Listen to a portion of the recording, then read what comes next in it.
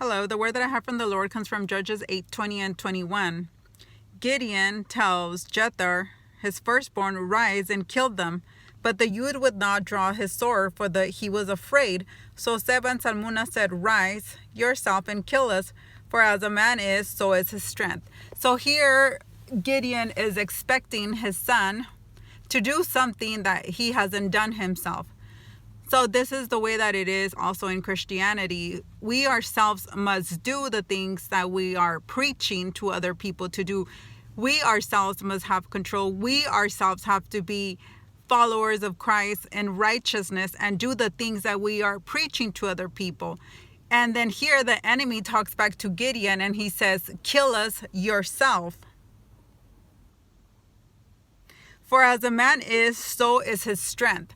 So here it shows us what type of strength we have. We can't talk about lust and when we ourselves haven't overcome lust. We can't talk about drinking if we ourselves have not overcome alcohol. And all these things that we stand up and we preach about, we ourselves have to show the youth the strength, and we ourselves must overcome the things. The same thing goes for being an example.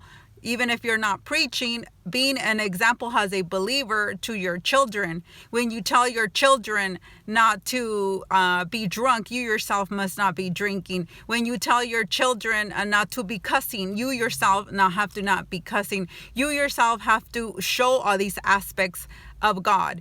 A lot of the times we tell the women to dress modestly, but as a mother, you are not setting that example of being modest, or even as a man, you are not showing that example of dressing like a righteous man because you're still in the ways of the world. You're still listening to oldies. You're still dressing like a pachuco. You're still dressing like a cholo. You're still into the old things from the world. And it's very confusing to the youth when you telling them to be righteous, but you yourselves cannot do it. And here's a perfect example that even the enemy talks back to Gideon and he says, you yourself show us your strength.